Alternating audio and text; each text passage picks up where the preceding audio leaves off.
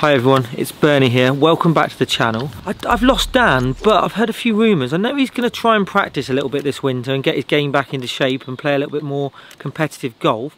So I've come up to the practice area to try and find him and see what he's up to.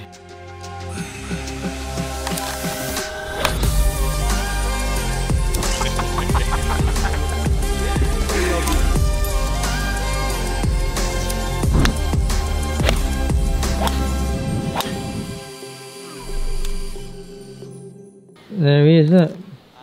Practice ground. The rumour was true. Ah, look what I found. Bernie! What are you doing down here? Welcome to the practice ground.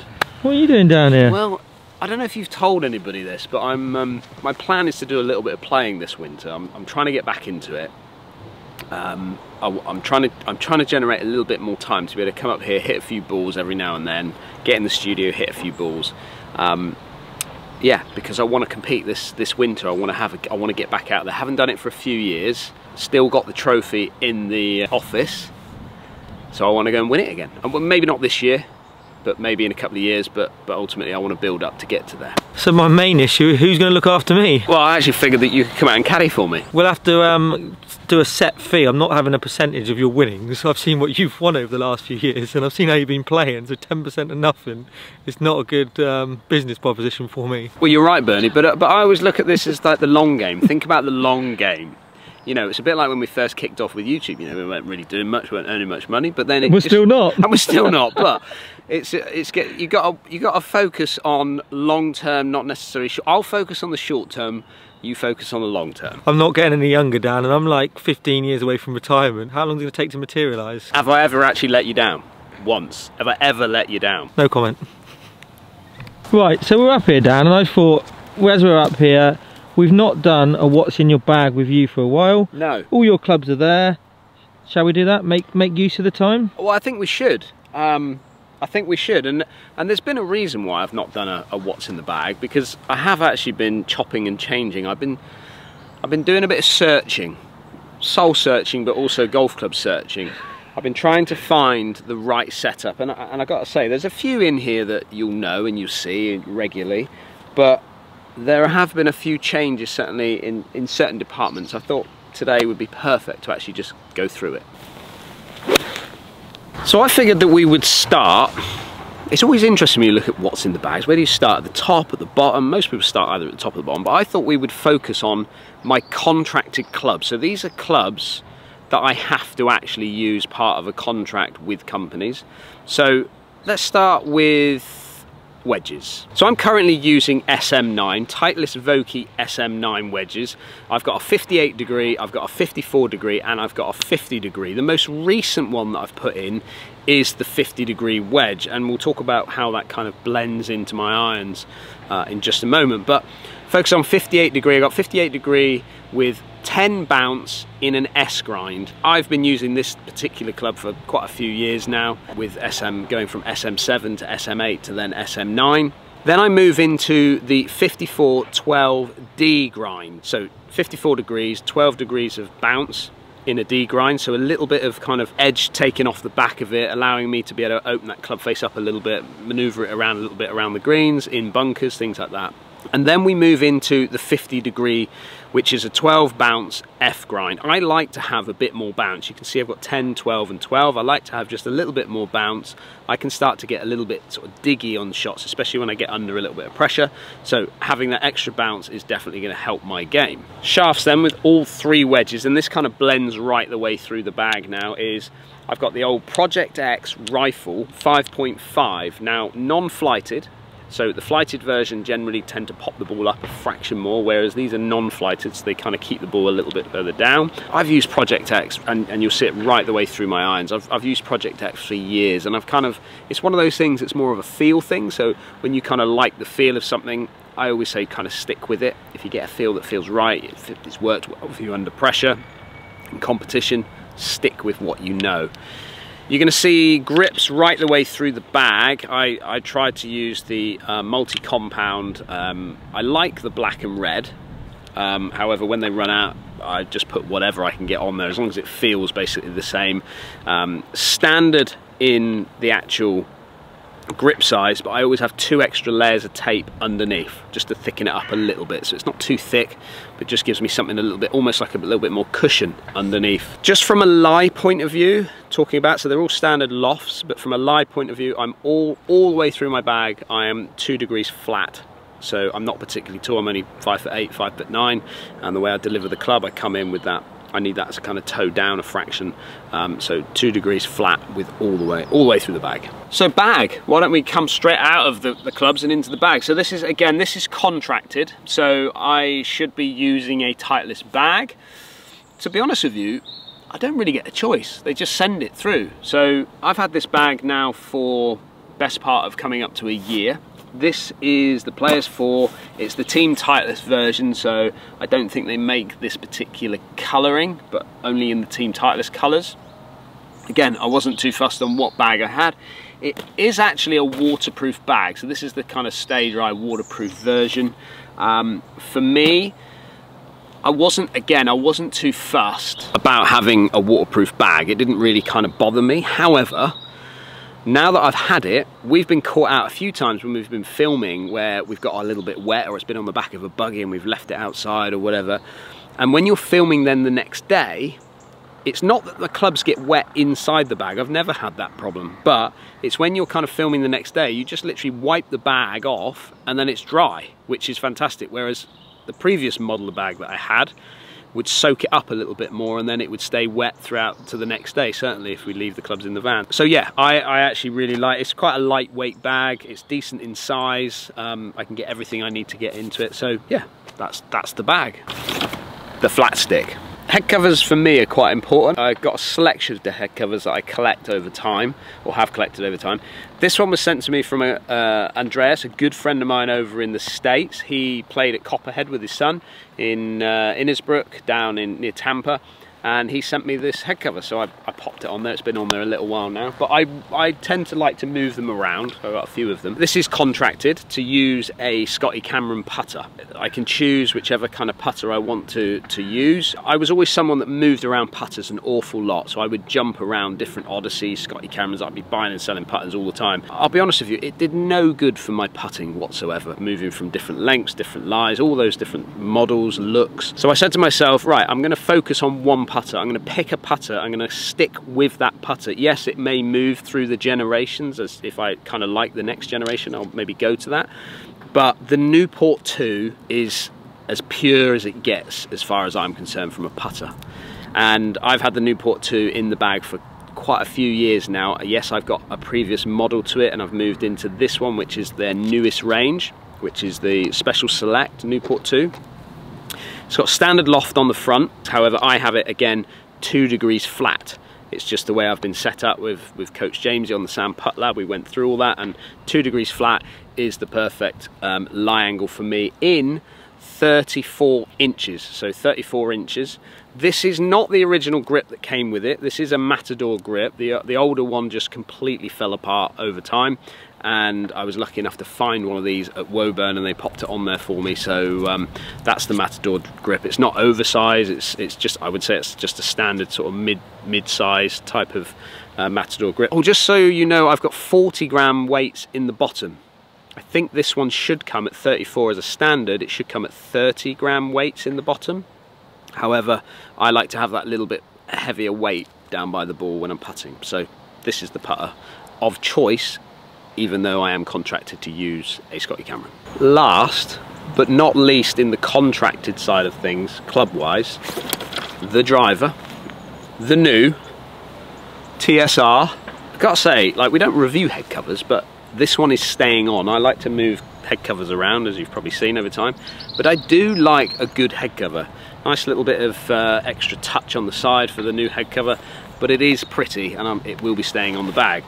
So this is what I've got. This is what I've recently been fitted for. If you've not seen the TSR fitting review video that I put out from Woburn, make sure you head over and have a little look at that. I've been in from 917 to TS to TSI to now TSR. These are the models that I've gone through. I've always been in their number 3 range, which is the 917 D3, and then you into TS3 and then TSI3. And the reason I was keen on those models is because they were always historically a slightly smaller head in profile when you look down. They're still 460cc heads, but the number 3s just came out with a little less spin, but from a visual point of view I just much preferred the look of those over, let's say, the number 2s, which would be probably more suited for my game. So I kind of made the 3 work for what I needed. However, and you will have seen it from the review if you've watched it, I just fell in love with this TSR2. The looks on it are identical to what I was looking at when I looked down at my old TSI3, which I loved. Just slightly bigger in profile, so when you look down it just looks that little bit bigger from a real estate point of view down at the ball. Now if we look at the actual fittings on it, I've got it in 9-degree setting, the head, and I've got it in B1, so it's standard loft at 9 degrees, but it's actually just a fraction flatter. And the reason for this is because I can get a little bit turny, I can catch it a little bit in the toe and get the ball to sort of turn over on me.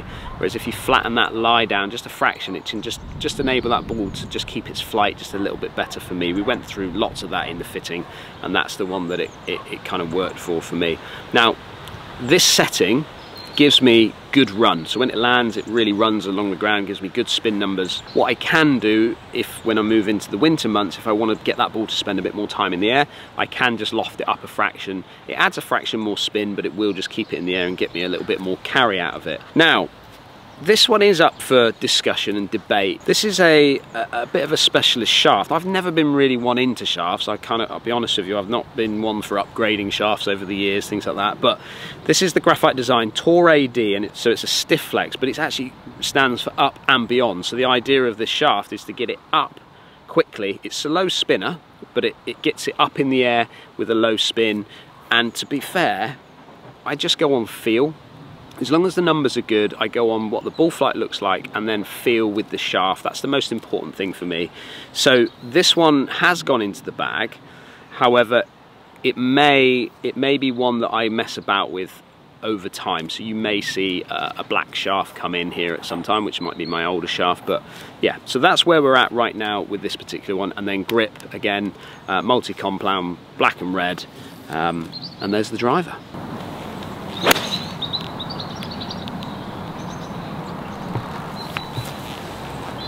Irons then. Oh, it's a bit muddy, bear with me. I've moved into the T100S. Now this has been, I would say, a bit of a quiet move. I was Titleist Mb Irons. Now remember, I am not contracted to use irons. So I get to choose whatever irons that I want to use. However, historically I've used Titleist for a long time, and I just trust them. I use them. I love the look of them. I've not really ventured into other things. I did try a set of Cobras for a little while, and they lasted about 4 or 5 rounds, and I just struggled to get used to them. They were completely different to what I was used to over the years, so I just moved back to my old MBs. So what's the main reason that I've gone into the S's? I was looking at T100. It's a natural progression to move from maybe the blade into or you could go for a CB, but it was almost the same. And then there was a slight difference moving into the T100. However, I'm not getting any younger, I'm not getting any stronger, and I just wanted something that's going to give me just that little bit more help. And the big difference between the T100 and the S was there is a difference in loft. So the T100S is 2 degrees stronger in loft compared to the T100. But also, from a feel point of view, there was a difference for me, and it's to do with this little sort of cushion that gets put in the back of this club here. It's designed in with the head, but it just made it feel just that little bit softer off the face. As soon as I started hitting combining the 2 clubs together and just getting a feel of them, I really started to notice the difference in the feel differences between them. And acoustics wise, feel wise, I just much preferred the kind of look and feel of the T100S. So that's the reason why I've gone for it. I just wanted something with a little bit more forgiveness. In the last few years, I've not been practicing, I've not been working too much on my game, I've not been competing, as I said earlier, but I want to start doing a little bit more, and I needed a little bit more help. So that is why I've moved into the T100S. Now, I've put them in the bag for a little while, haven't got any numbers from them yet, but I do know they are going just that little bit further. I'm probably a club longer than what I was with my MBs. That's what I'm kind of judging it on at the moment. Shaft wise, the Project X 5.5. I was always a 6.0 player, moved into the 5.5 because My swing speed was starting to just slow down a fraction. I just wanted something that just felt a little bit softer. The old 6.0 can feel quite hard in your hands, whereas the 5.5 just makes me just feel a little bit more comfortable. And then moving into the multi-compound grip, again, exactly the same as what I said in my wedges. 2 extra layers of tape in the white and black, because that's what they had in stock at that particular time. Now, one thing I would say is that I said it earlier, but my 50-degree wedge is the newest wedge that we got to put in the bag. Now, I never used to use a 50. I would always go sort of 58, 54, and then straight into my pitching wedge, because I used to carry a 4-iron at the top. Now, because the 5-iron is a decent strong 5-iron, as in it's a little bit stronger than what my old 5-iron would be, it goes about as far as the old 4-iron. So therefore it gave me just that little bit of room down at the bottom to be able to put in another wedge, which I have to say I'm really enjoying using the 50, because the pitching wedge in the set is 44 degrees, which is quite strong. If you go from my old set of 47 now into 44, I needed something to bridge that gap between my 54 and that pitching wedge, so the 50 sits in there worked just perfectly. Oh, that's a beauty, isn't it? You played there? I've got to say it's a strong head cover game in this one. Now this is going to shock a lot of people because they've probably not seen this club. Now, I actually built this club myself back in the day. I was doing my training. It's not, if you put this in a tour van or you gave it to Leicester, I'm not sure that they would be too impressed with my build. But anyway, this is a Tour Edge Exotics 19-degree hybrid. Now, I've played around with Titleist hybrids, I've played around with lots of different hybrids, I've played around with long irons, which I struggle to get in the air nowadays, but I haven't run back to this for some time, but I've decided to run back to it for the last sort of couple of months anyway. So I've had it in the bag for the last couple of months, and I've got to say, I'm really happy with putting it back in. It blends in quite nicely with my set. Now, it came to me with a graphite shaft in it. I took the shaft out and put in a steel shaft. Again, I don't know why, but it just felt like I could control it a little bit more.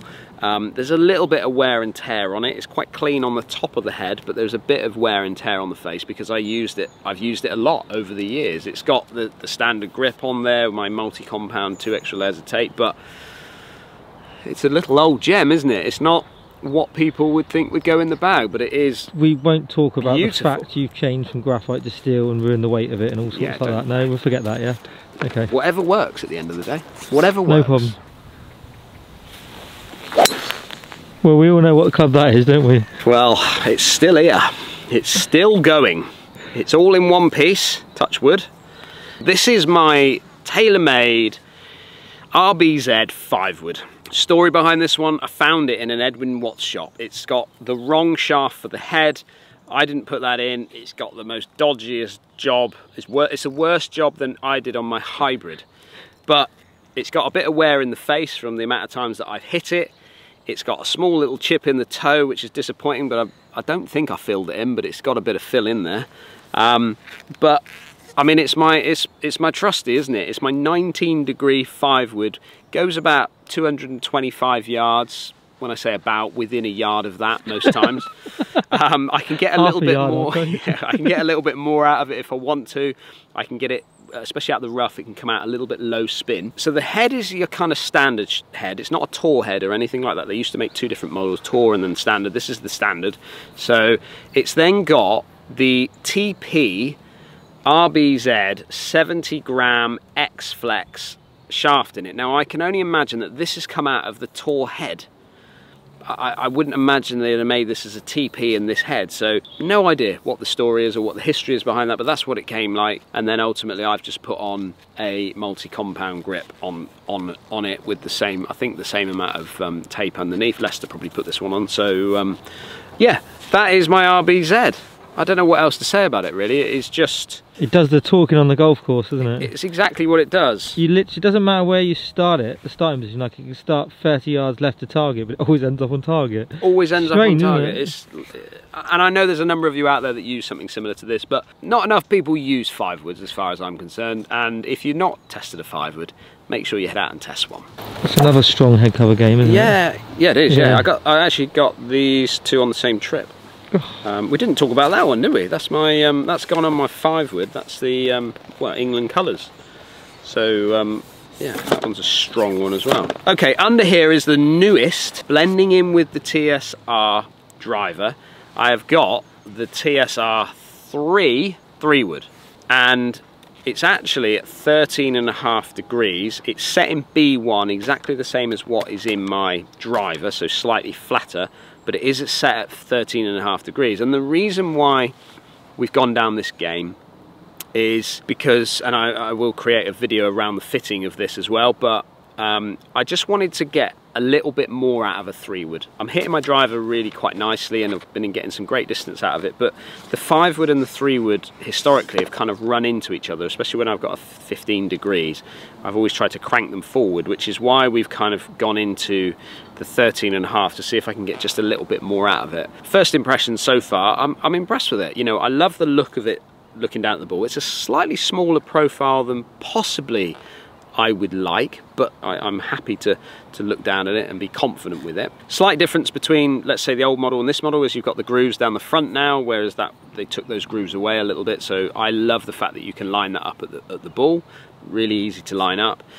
Setting wise, I got it in T1, so not in neutral, right in the middle. I've just got a little bit of weight up into the kind of toe area around here. Again, just pushing CG just closer to the toe, which is historically where I strike it. And then I've got a 6.0 70-gram hazardous. I've used this shaft historically in a driver and in 3-woods over the years, and I really like it, and I didn't want to change that, so I've got a couple of models of this particular shaft, but again, this one just sits quite nicely with the black on black right the way through. And then red and black multi-compound grip on the actual handle. So that's it. That is what's in the golf bag. Do you want to see anything else, Bernie? Yeah, what are you using? A rangefinder? What have you got? What golf ball are you using? What glove are you using? Okay, well, glove. Any other little things you always use FootJoy. Bounce around.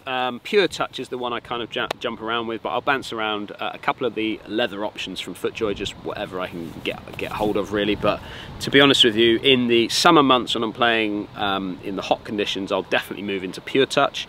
And then in the winter months, I'll move into something slightly thicker in the grip, just for a little bit of warmth more than anything else. If we then go into rangefinder, I've got the ShotScope Pro LX. Now, as you'll see this year on the channel, we've done the ShotScope stat show, which has been fantastic, and really enjoyed doing it. Really enjoyed working with ShotScope, and they've created a number of rangefinders over the years, and for this particular one we've got the LX. It's the Pro version, so it's got the slope on it, so I can have that turn it on and off for tournament mode. I'm gonna have to get used to that because I've not been playing too many tournaments, so I'm gonna have to make sure I turn that off before I get out onto the golf course and play with it. But yeah, I mean, it served me well. It's a great little rangefinder, and I also use the watch as well to go when I'm doing my stats out on the golf course and getting numbers. I've actually got used to using a watch probably a little bit more than the rangefinder in the vlogs. And then I suppose last but not least, the Pro V1. I've bounced around between Pro V1 and Pro V1X, but I gotta say, when I'm around the greens chipping and putting,